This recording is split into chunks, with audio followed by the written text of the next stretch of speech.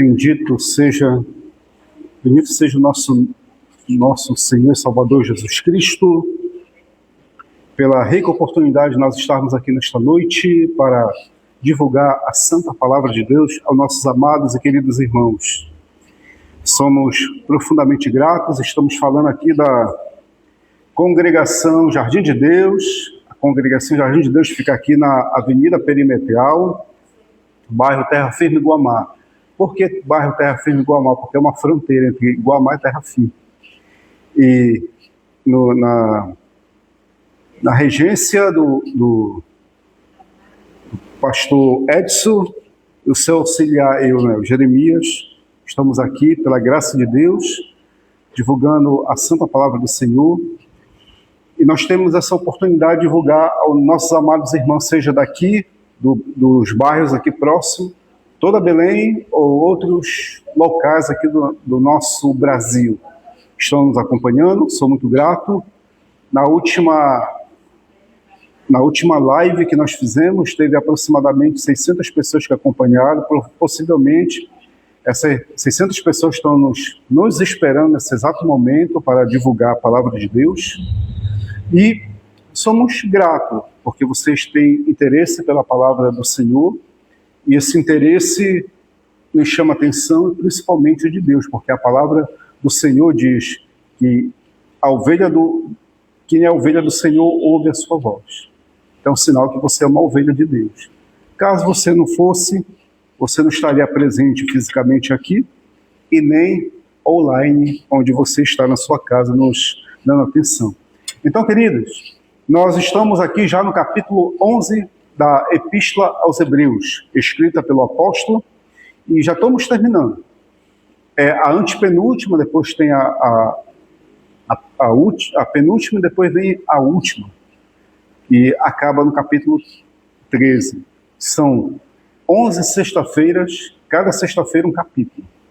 E já chegamos aqui no capítulo 11, então são 11 sexta-feiras. É uma campanha de ensinamento da palavra de Deus, tá bom? Muito obrigado. Fique atento do que vai ser falado aqui. Bem, vamos pegar um gancho. Semana passada falamos a respeito do capítulo 10. O capítulo 10 que toca sobre a tenda do tabernáculo, toca sobre rituais ali do templo e toca também a respeito daqueles que, quando estavam próximo do templo ou do tenda do tabernáculo, receberam a bênção do Senhor. Mas aqueles que se afastavam da tenda do tabernáculo e do templo, eles recebiam penalidades. Não porque Deus queria que eles recebessem penalidade. Pelo contrário, eles se afastavam da comunidade, da comunhão, os seus inimigos, ou coisas próximas assim perigosas, a qual eles se submetiam, acabava eliminando suas vidas, sem contar com aqueles que blasfemavam o nome do Senhor. Então o capítulo 10, ele resume mais ou menos isso. Aqueles que reverenciam a Deus no tabernáculo, no templo, que reverenciavam, né? E aqueles que se afastaram, e já no final ele fala a respeito da fé. Que aqueles que têm fé, Deus se compraz. Deus tem o quê? Comprar um prazer de estar próximo daquele que tem fé. E aqui já o capítulo 11 já fala propriamente o que é fé. Muitas pessoas aqui, seja no Brasil ou fora, falam de fé. Mas o que é a definição de fé? Você sabe o que é fé? O que é fé? É necessário ter o conhecimento. E o apóstolo aqui ele define, para todos nós que adoramos a Deus, o que é fé. Capítulo 11, versículo 1 diz: se tiver um pouco diferenciado da minha leitura aqui, porque ela é uma tradução logo do grego, né? Às vezes foge um pouco, mas eu vou explicar. Vamos lá. Fé é a segurança daquilo que se espera e a convicção de realidades que não se vê. Por causa dela, os antigos receberam o testemunho favorável. Pela fé entendemos que os mundos foram formados pela palavra de Deus, de modo que as coisas visíveis sugiro a partir das que não são vistas. Aqui ele já faz, até o versículo 3º, uma definição do que é fé. Versículo 1 diz: fé é a segurança daquilo que se espera e a convicção da realidade de que não se vê. Segurança nada mais é do que convicção. Você tem convicção. Se você tem a convicção, então você tem o quê? A chamada segurança. Como assim, Jeremias? A palavra fé no grego é pisteus. A palavra pisteus é traduzida fidelidade. Fidelidade é muito comparável ao que o filho sente pelo pai e a mãe, ou que a esposa sente pelo marido e o marido pela esposa. Isso é fidelidade. Mas ela é mais aplicada em relação ao que o filho tem pela mãe e pelo pai, uma fidelidade a eles, tá ok? E essa fidelidade faz com que o filho se aproxime mais da mãe e mais do pai. Por quê? Porque o filho sente uma segurança com a mãe e o pai. Então, a palavra pisteus, no grego, é justamente isso. Traz essa segurança, essa convicção. Me recordo muito bem, só a nível de aplicação disso aqui, daquele pregador que logo no início do século XX, quando estava as viagens de avião sendo divulgadas, ele aproveitou e foi a um avião. Quando ele chegou, viu um garotinho sentado bem próximo, assim, no piloto. Só que o garotinho brincava, ficava sorridente. E ele perguntou ao garotinho: mas deixa ele perguntar, você não se sente assim, com tristeza? Você não sente uma certa insegurança? Aí o garotinho pega e responde: não sinto. Mas por que você não sente? Eu não sinto porque quem está pilotando esse avião é o meu pai. Quando ele falou isso, o pai, aquilo foi uma lição para ele. Porque quem pilota a nossa vida aqui nesse mundo é Deus. Então devemos ter toda a nossa segurança em relação a Ele. Então isso é o que? Fé. Que é o que? A convicção ou segurança. Ok? Então resume-se aqui. Então através dessa fé, que é uma segurança e convicção, Deus ele criou o que? O mundo. O nosso mundo visível através daquilo que não é visível. O que é aquilo que não é visível? Aquilo que nós não conseguimos ver. Então, através daquilo que Deus via, mas nós não vemos, nós passamos a ver pelo ato de Deus. Ou seja, a segurança que Ele passou para nós. Só que tem um porém. Ele pega algo muito interessante, que tem a fé, tem a segurança e tem a palavra. Preste muito bem atenção, isso é fundamental. Fé, segurança, o fundamento e palavra.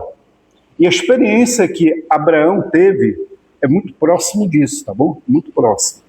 Agora, o que chama atenção é o seguinte: já que fé é uma segurança que o filho pequeno tem para com a mãe e o pai, que no grego é pisteus, tá?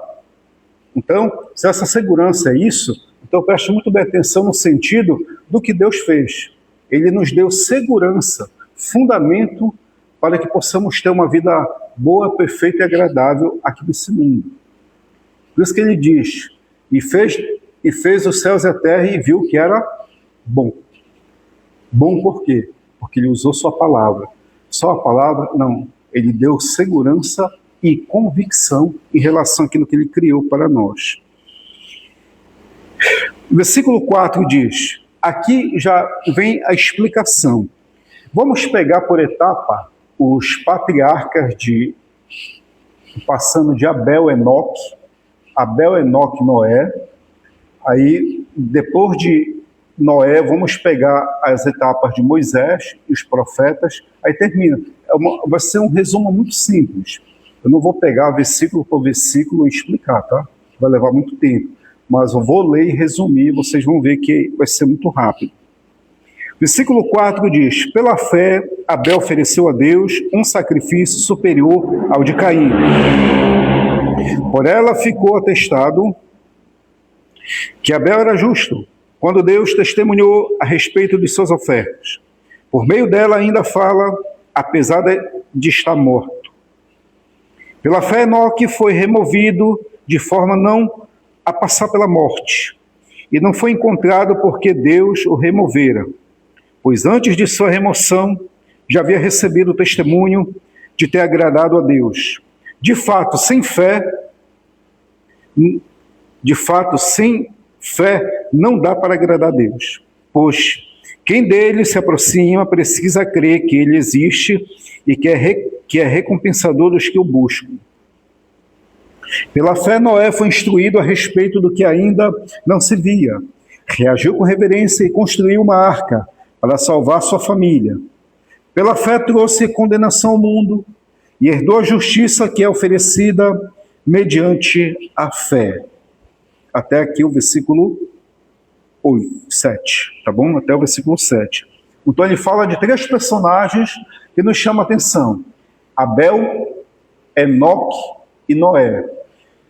Jeremias, qual é o sentido de ter Abel, Enoque e Noé, esses três personagens? Qual é o sentido disso? Primeiramente, queridos, Abel ele recebeu a questão do sacrifício de Deus quando seus pais pecaram contra o Senhor. O que foi que Deus fez? Ele pegou um animal e tirou a pele e os cobriu. Cobriu. Quem? Eva e Adão. O animal estava vivo, não estava morto. Estava vivo, pegou a pele e cobriu Adão e Eva. Tá ok?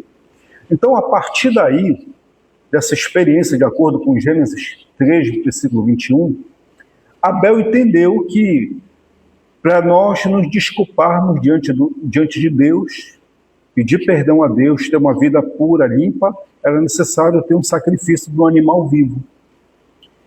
E nisso ele fez, imitou quem? Deus. Se Deus fez, então vou imitar Deus. Ele imitou Deus. Então, ele imitar Deus, ele já estava andando com Deus. Porque quem imita o fulano Beltrano está andando com ele. Então, por isso que o texto diz, Abel andou com Deus porque ele imitou Deus. Já Caim não quis fazer isso. Caim, em vez de fazer igual como o seu irmão, ele fez o contrário, fez o reverso. Ele não ofereceu o verdadeiro sacrifício, que era um animal vivo.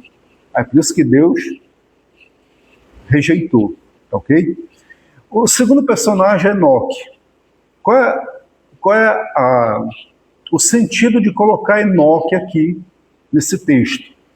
Enoque porque ele andou tanto com Deus, viu que Deus para ele era a verdade de tudo e acima de todos, que Deus se agradou de Enoque. Porque Enoque considerava que Deus era a pura realidade para ele. Era a pura realidade, acima do que estava ao redor dele, Deus era a pura realidade. E Deus tomou Enoque para si. Então aprendemos com Abel, Abel imitou Deus, Enoque considerou Deus pura realidade, e Noé, acima de toda a injustiça que estava sofrendo ali, passou 120 anos construindo uma arca. Ninguém considerava aquilo que Noé fazia, era só ele e os 7 que estavam ali próximo da sua família.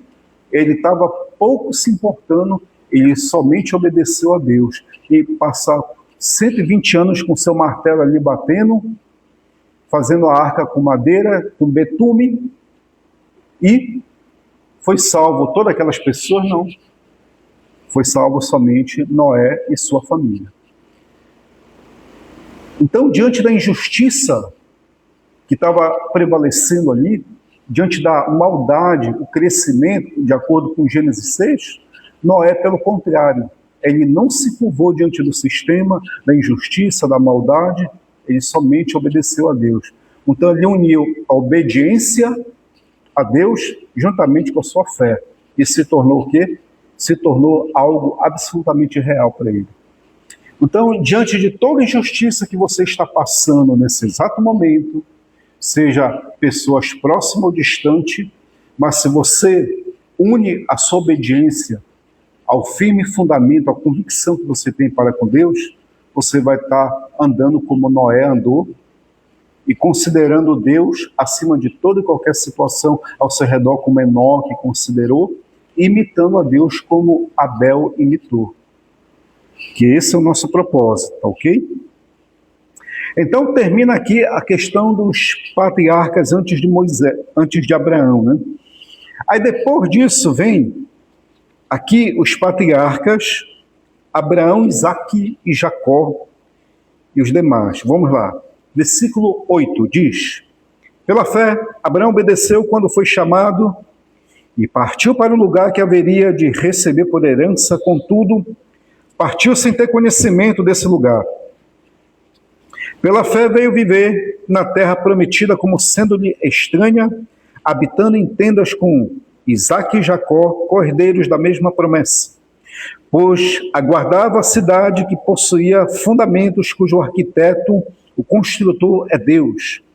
Pela fé também, a própria Sara recebeu capacidade para conceber e, apesar da idade, deu à luz, pois teve por fiel o autor da promessa. Assim também, de um só, que já estava impotente, gerou-se tal multidão como as estrelas do céu, inumeráveis como a areia do mar. E aqui, o versículo 13. Sustentados na fé, todos eles vieram a morrer sem receber as promessas. Apenas de longe puderam contemplá-las, saudá-las, confessando-se estrangeiros e peregrinos na terra. E somente até o versículo 13, tá? Versículo 13. Então, aqui já conta a experiência de Abraão, essa experiência que nos chama a atenção, porque Abraão estava hoje é a Península Ibérica, mas é onde Abraão morava, bem próximo da Península Ibérica, desculpa, que é conhecida como Suméria. Ele saiu, deixou sua parentela, sua família, a casa do seu pai e obedeceu a Deus. Ele obedeceu a palavra de Deus, obedeceu a palavra. Olha, é Deus e a palavra. Então Deus deu uma palavra para ele: disse, Abraão, sai da tua terra e sai da tua parentela, e te abençoarei. Ele pegou, saiu. Então ele obedeceu o quê? A palavra de Deus. Okay? Não somente Deus falando com ele, mas obedecer a palavra. E nisso que ele fez, aí ele passou a ter algumas experiências.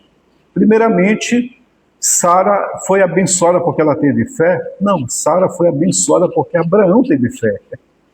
Não foi, Sara não teve fé, não. Sara, pelo contrário, a Sara, ela zombava daquilo que Abraão teve, as experiências. É prova que quando os homens ali estavam falando com Abraão, ela simplesmente achou graça daquilo que ele estava falando. Aí o que acontece? Só que Abraão teve tanta fé que abençoou ele e abençoou ela. Quando fala aqui força, a força que deu nas estruturas de uma mulher de 90 anos a umas estruturas de um homem de mais de 100 anos. Essas estruturas receberam força da parte de Deus, mas por meio da fé que Abraão teve, de obedecer a palavra. Faz isso, ele pegou, fez.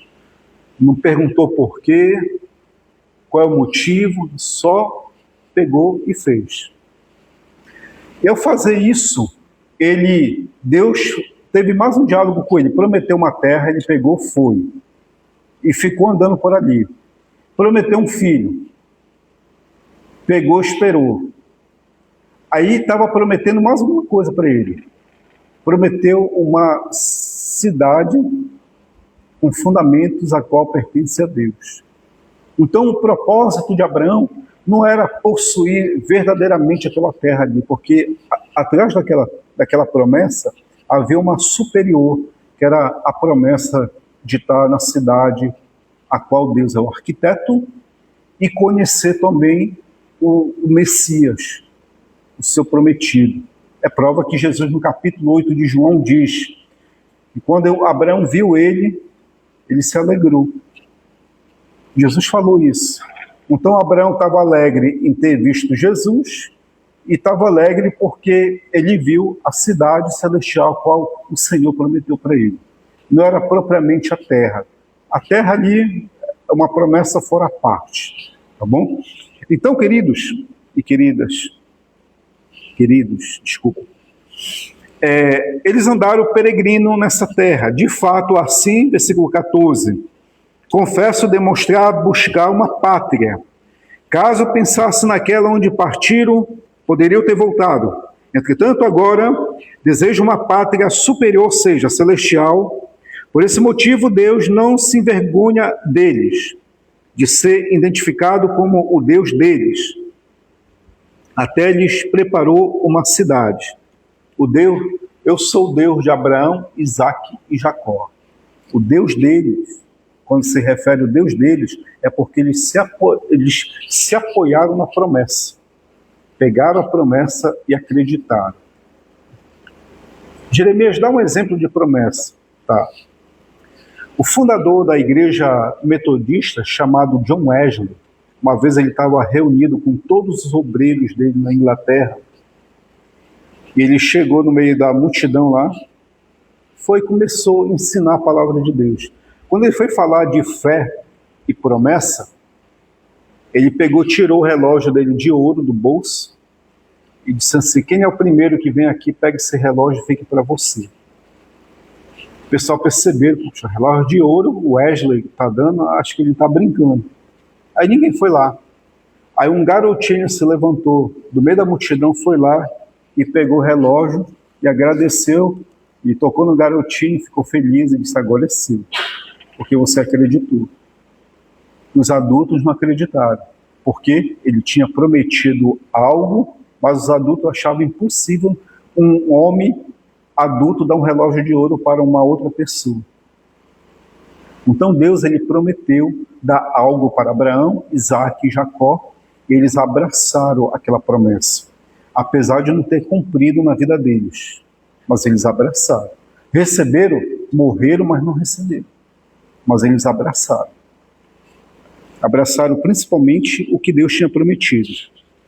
17 diz: pela fé Abraão, posto à prova, ofereceu Isaque, e já estava a ponto de sacrificar o seu único filho, ele que recebera as promessas, e que fora dito: por Isaque nascerão os teus descendentes. Abraão considerava que Deus poderia também ressuscitá-los dentre os mortos. Assim, figuramente, ele também o recuperou dentre os mortos. Pela fé, Isaque abençoou Jacó e Esaú no tocante ao futuro. Pela fé, Jacó, à beira da morte, abençoou cada um dos filhos de José e curvou-se a adoração, apoiando a ponta do seu bordão. Pela fé, José, no final da sua vida, mencionou o êxodo dos filhos de Israel e deu instruções a respeito dos seus ossos. Aqui é interessante essa parte aqui, porque quando ele foi oferecer Isaque em sacrifício, quando você dá um texto desse para uma pessoa das ciências, da religião, ele vai pegar e dizer: você está vendo aqui? Olha como a Bíblia tem um erro. A Bíblia tem esse erro porque Abraão, ele não deixou de ser pagão, ele diz assim mesmo. Eles dizem assim mesmo, né? Abraão não deixou de ser pagão porque ele ia oferecer o seu filho Isaque a Deus, a um Deus, a gente não sabe, né? Então, isso quem fazia eram os pagãos, de oferecer seu filho em sacrifício. Então, Isaque aqui, ele ia ser oferecido por Abraão, um ato, assim, de paganismo. Aí, na realidade, Deus, ele testou o sentimento de Abraão. Jeremias, o que é sentimento? Sentimento é tudo o que significa. Digamos, um exemplo, a diferença entre emoção e sentimento. Tá? Eu tenho fome, é um sentimento? Não, uma emoção. Eu tenho sede, é um sentimento ou uma emoção? Emoção, porque emoção passa e sentimento não. eu tenho sono. O que é o sono? É um sentimento ou uma emoção? Uma emoção, tá? O sentimento é aquilo que dá significado. O meu filho, a minha filha, o que eu sinto por eles é uma emoção, não somente uma emoção, principalmente um sentimento. Sentimento de honra, de respeito, de carinho, de amor, então tudo isso é sentimento. Então Deus estava testando se Abraão tinha uma emoção ou um sentimento. Na realidade, ele tinha um sentimento pelo filho dele. E esse sentimento que ele tinha pelo filho dele que era um presente dado por Deus. Ele disse: Abraão, eu te dei, eu quero de volta. Então tu tem que me dar de volta o que eu te dei. Aí Deus estava pedindo de volta. E Abraão disse: então, tudo bem, eu lhe dou de volta. Só que Abraão estava fazendo isso acreditando que Deus ia o quê? Ia ressuscitar ele. Jefté, quando sacrificou a filha dele, ele também passou por esse teste. Só que Abraão foi Deus que mandou. E Jefté não, Jefté ele que ofereceu. Então, ao oferecer sua filha, ao oferecer o primeiro que entrasse ali no sacrifício, aí veio a sua filha, e que ele ficou triste, então ele achava que Deus poderia intervir na situação, acabou não intervindo. Ele acabou sacrificando a sua filha, Jefté. A intenção de sacrificar era boa de Jefté, mas o que ele fez, Deus não autorizou. Então, por isso tem os dois lados da moeda. A intenção boa, mas o que ele fez não era para ter feito, porque Deus não autorizou. Diferente do que Abraão fez. Então, aqui, amado, até esse versículo 22, tem aqui a experiência de Abraão, que abençoou Jacó, Isaac, né? Abençoou Jacó e Esaú, que tem, vocês conhecem essa parte aqui, é muito interessante, mas ele não deixou de abençoar os dois, tá? À beira da morte. Então, os dois levaram a bênção até José, e José os seus filhos. Qual é essa bênção, Jeremias? A bênção que Deus tinha dado a Abraão, em que passaria as promessas que ele tinha feito a Abraão para a sua descendência. Eles seguraram. Qual a importância disso, Jeremias? Tem a promessa celestial e a promessa física? Sim, tem a celestial e a física, tá? A física, até hoje, eles tentam viver, que é aquela terra ali, que Deus prometeu a Abraão. Aquele pacto, não ficou em desuso, não ultrapassou. Não, ele continua aceso, porque é um pacto antes da lei. Tudo que é antes da lei, quase, ainda está em voga, principalmente no meio israelita. Digamos, o pacto de Abraão ainda está em voga, a questão da circuncisão entre os judeus ainda está em voga, a questão do dízimo e oferta, que não foi da lei de Moisés, mas foi antes, até hoje é praticado principalmente entre nós, que nós reconhecemos através dos dízimos e ofertas que Deus atua nos nossos pertences, na nossa matéria, na nossa atividade diária e na nossa vida pessoal, seja na área da saúde, na área da prosperidade, assim por diante. Então, o dízimo é um ato de reconhecimento e que pertence a Deus toda a honra e toda a glória. Então, são elementos que perpassaram de Abraão, Isaac e Jacó e todos os seus descendentes e chegou até nós, ok? Então, pela fé chegou até nós essas bênçãos. Bem, aqui termina essa parte aqui, essa outra parte. Agora vem a parte de Moisés e os profetas, já finalizando quase, né? Versículo 23 diz: pela fé Moisés logo ao nascer foi escondido por seus pais durante 3 meses, pois viram ser bela criança e não temeram o decreto do rei. Pela fé Moisés, já adulto, recusou a posição que tinha como filho da filha de Faraó, antes preferiu ser maltratado com o povo de Deus do que desfrutar o prazer passageiro do pecado. Para ele, a humilhação do ungido era uma riqueza maior do que os tesouros do Egito, pois fixava a atenção na recompensa final. Pela fé deixou o Egito sem Temei a fúria do rei, pois permaneceu firme, como que vendo o Deus invisível. Pela fé, realizou a Páscoa e a expiação do sangue, para que o destruidor não tocasse nos primogênitos deles. Pela fé, atravessaram o Mar Vermelho como por terra seca, sendo que os egípcios se afogaram nessa tentativa. Pela fé, as muralhas de Jericó desabaram ao serem rodeadas por 7 dias. Pela fé, 31. A prostituta Raabe não pereceu com os incrédulos, pois recepcionou pacificamente as espias. Até aqui o versículo 31, tá bom? Então vamos aqui resumir. Então, aqui já a experiência... Amados, a experiência que o Edson tem, ela não é a mesma experiência que eu tenho, ou que a Margarete tem, não é a mesma que a Marinalva tem. Não pode ser. Mas a fé é a mesma. Mas as experiências são diversas. Então percebemos aqui que a experiência de Abel, Enoque, Noé, Abraão, Isaque, Jacó, até Moisés, a gente está chegando aqui até Raabe, são experiências diversas, mas com uma só fé. Tá bom? Qual é essa fé? Segurança, convicção e confiar na palavra do Criador. O exemplo da criança é muito próximo de nós.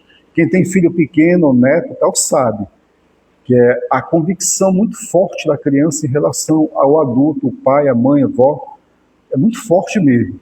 Então, quando você olha para a criança, você se lembra aquilo que Jesus falou: se vós não se comportar semelhante a uma criança, não herdareis o reino dos céus. Ele já deu a ordem, ele foi imperativo.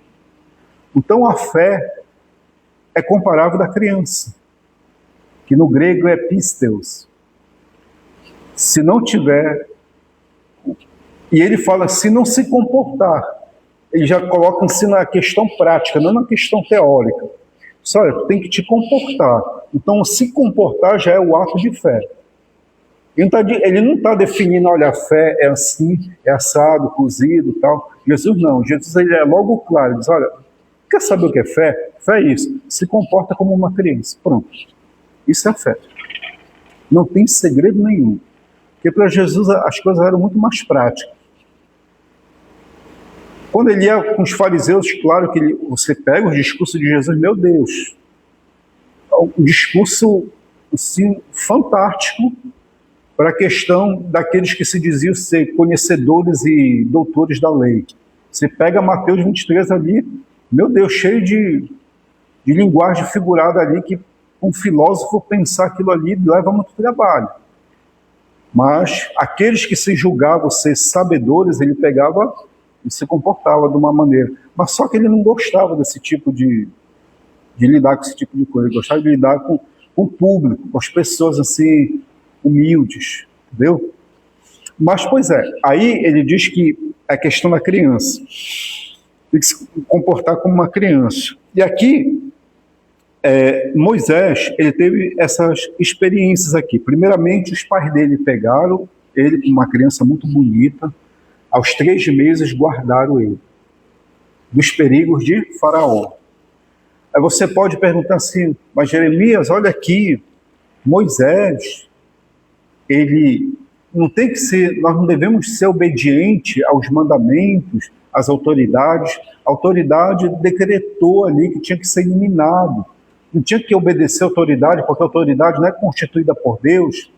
Amados, as convicções humanas, elas não podem estar acima dos mandamentos de Deus.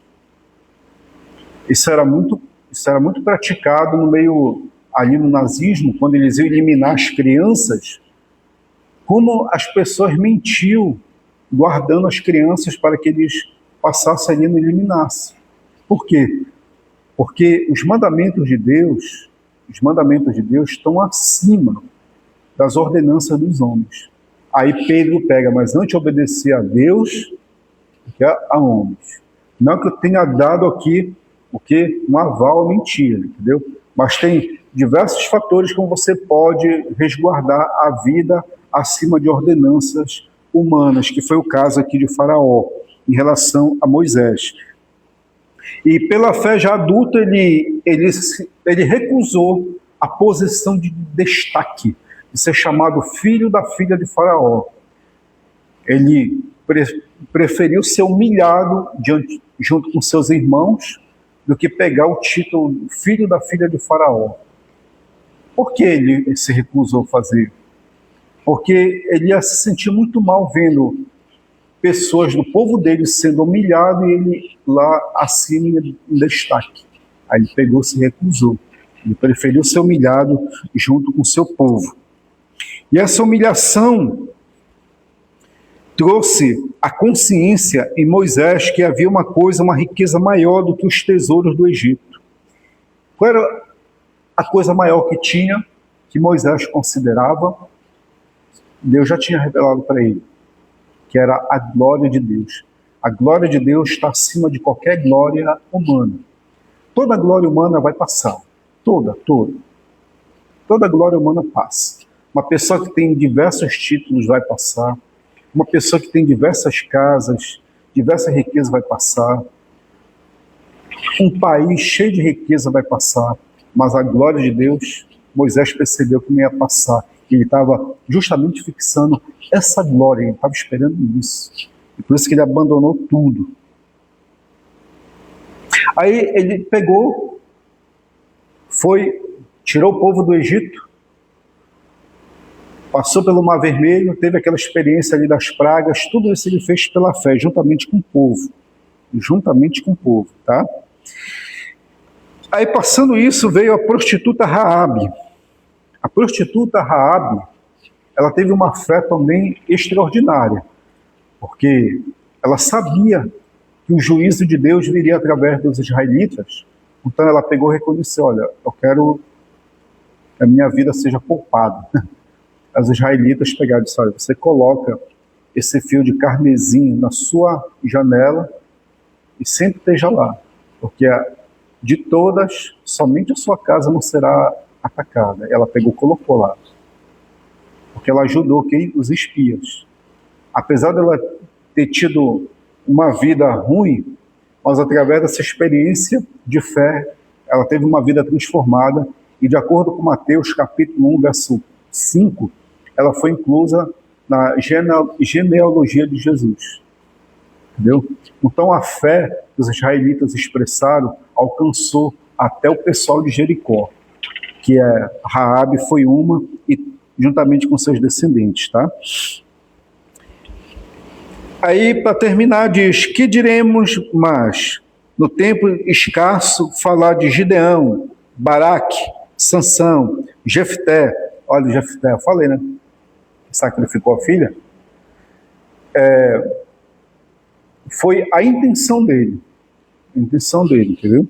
É por isso que é considerado o pai da fé. Davi, Samuel e dos profetas, mediante a fé, eles derrotaram reinos, cumpriram justiça, receberam a realização de promessas, fecharam a boca de leões. Vamos só lembrando aqui, tá? Boca de leões. Quem foi que fechou a boca de leão? Sansão. Quem mais? Davi. Quem mais? Daniel. Boca de leão. Apagaram incêndios violentos, escaparam da violência da espada. Quem foi isso? Medraque, Mesaque e Abednego, tá? Recuperaram a força, pois estavam depois de estarem fracos. Quem foi isso? Sansão. Perdeu a força pelo um vacilo de confiar em Dalila, mas Deus perdoou através da fé que ele teve, deu a força de volta para ele, e diz o texto que ele matou muito mais inimigos quando Deus deu a força para ele, ao empurrar aqueles pilares ali, né? Lá em Gaza. Tornaram-se poderosos na batalha, puseram à fuga exércitos hostis. Os 300, não somente isso, mas principalmente os guerreiros de Davi. Se você lê a história dos guerreiros de Davi, é forte. Houve mulheres que tiveram seus mortos ressuscitados. Aqui ele engrandece as mulheres. Por quê? que as mulheres tiveram tanta fé, que se você for ver, foram só elas que intercederam junto a Deus, aos profetas, para que ressuscitasse os mortos. Aconteceu. Incrível que pareça. Alguns, porém, foram torturados, mas não aceitaram a liberdade, pois visavam uma ressurreição melhor. Não queremos liberdade, não. Tem uma coisa melhor para nós ali. Outros ainda passaram pela provação das zombarias, chicoteadas e ainda de correntes e prisões. Quem foi esse? Isaías, Jeremias, Paulo, Pedro, meu irmão, foram torturados. Podemos colocar nossos irmãos que estão sendo enterrados vivos ali na Nigéria. Vivo. Crianças. Eles colocam criança, adolescentes, pessoas adultas, colocam a mão para cima e a pessoa enterra todo o restante do corpo. E a pessoa fica tremendo com a mão, querendo respirar ali. Morre ali mesmo com a mão para cima.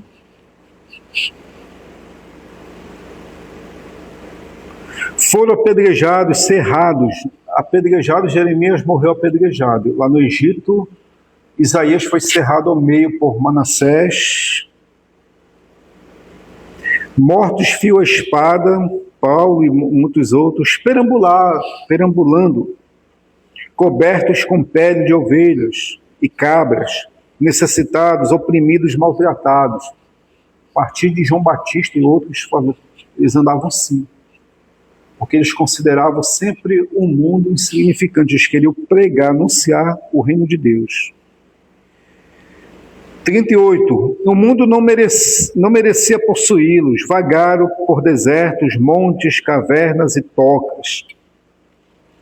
Embora todos eles tenham recebido testemunhos favoráveis por sua fé, não chegaram a receber o cumprimento da promessa. Receberam a fé. Olha, interessante, eles receberam pouco, mas fizeram muito. E nós recebemos muito e fazemos pouco.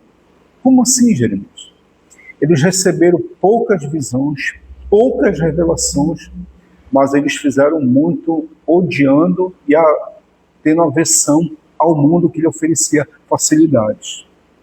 E nós, a partir de Jesus para cá, temos o Espírito Santo, temos a palavra, temos arqueologia, história, teologia, temos tudo a respeito, e na realidade nem isso aqui eles tinham. A palavra de Deus não, eles não tinham. Uma visão ali que Deus dava para eles, uma palavra, um sonho, pronto, isso era isso. Mas eles fizeram muito. E nós temos muito, mas fazemos um pouco. Essa é a diferença. A diferença de mais ou menos. Eles tinham menos visão, menos sonhos, mas faziam muito. E hoje nós temos muitas visões, temos muitas experiências, mas fazemos poucos. Testemunho de experiência, mas fazemos poucos. Essa é a diferença entre nós e eles.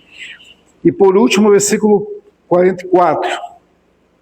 Pois Deus preparou algo melhor para nós, de forma que conosco chegasse eles ao cumprimento perfeito. Deus preparou algo melhor para nós. Nós quem? Nós aqui, os santos do Novo Testamento e os santos do Antigo Testamento. Ele preparou algo melhor para todos nós, para nós. De forma que conosco chegasse eles. Eles quem? Os do Antigo Testamento, ao cumprimento da perfeição. Então, eles olharam para nós. Eles viram um grande povo ali congregando com Deus, que é chamado o quê? Tabernáculo de Deus. Que eu expliquei semana passada que o tabernáculo de Deus não é isso. O tabernáculo de Deus não é um templo em Jerusalém, que teve, que vai ter, não. O tabernáculo de Deus é Deus com seu povo e o seu povo com Deus. E eles viram isso, se alegraram. E eles queriam estar junto ali, nesse tabernáculo, na cidade celestial com Deus. Então, amados, é justamente isso, tá ok? que nós aprendemos aqui que a fé nada mais é do que segurança, convicção, como uma criança tem. Pronto. Não tem segredo e mistério nenhum. Olha para uma criança, você aprende a servir a Deus. Simples, como diz, finalizando, é profundamente simples e simplesmente profundo. Tá ok? Quem tiver alguma pergunta a fazer, fique à vontade. Caso não...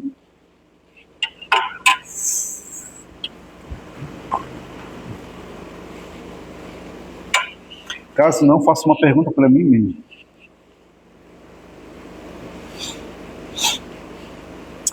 A pergunta para mim mesmo faço a respeito de Enoque. Ele teve uma convicção tão forte que ele andou com Deus. E Deus tomou para si. Ele viu a morte? Não.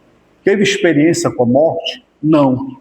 Enoque, ele está vivo até hoje. Então, através desse contato que Enoque teve com Deus, essa experiência profunda que ele teve com Deus, até hoje ele recebeu o dom da vida e vive desfrutando até hoje desse dom da vida. Ok? Então, Deus promete para todos nós, diante de um mundo tão hostil a Deus, tão avesso às coisas de Deus, ele promete para nós dar uma vida eterna para todos nós, ao transformar essa matéria numa matéria nova, para que nós possamos entrar e ter comunhão mais profunda com Deus. O exemplo de Enoque, ele é muito significativo. A experiência de Enoque nos dá esperança. A palavra esperança é esperar. Nós esperamos que essa matéria venha se transformar o mais rápido possível. E só quem pode transformar isso é Deus. Como ele transformou de Jesus, transformou de Enoque, há de transformar também a nossa. E por isso nós devemos andar com Deus. Ande com Deus, porque cedo ou mais tarde, esse seu corpo que está com enfermidade, limitações, cansaço, muita coisa acontecendo, ele vai ser transformado e você vai ter a vida eterna como Enoque tem até hoje. Ok? Essa é a promessa de Deus para cada um de nós. Só ande com Ele e você vai ver as bênçãos desfrutando a sua vida. Ok? Então, antes de terminar, quero fazer uma oração de alguns segundos com você, tá bom? Você que está nos acompanhando, vamos abençoar você onde você está. Amado Deus, muito obrigado pela vida de cada um desses queridos e amados irmãos que estão nos acompanhando nesta noite. O Teu Espírito Santo alcance a vida e o coração de cada uma dessas pessoas, seja aqui ou seja em qualquer parte deste Brasil. O Teu Espírito Santo venha tomar conta do seu coração, da sua família, dos seus filhos, destruindo, seja lá qualquer coisa negativa, enfermidade, doenças, dissensões, facções, brigas, contendas, seja destruída em nome de Jesus, e que a experiência de andar contigo seja algo notório na sua família e na sua casa. Abençoamos profundamente cada um nesta noite, em nome de Jesus. Amém e amém.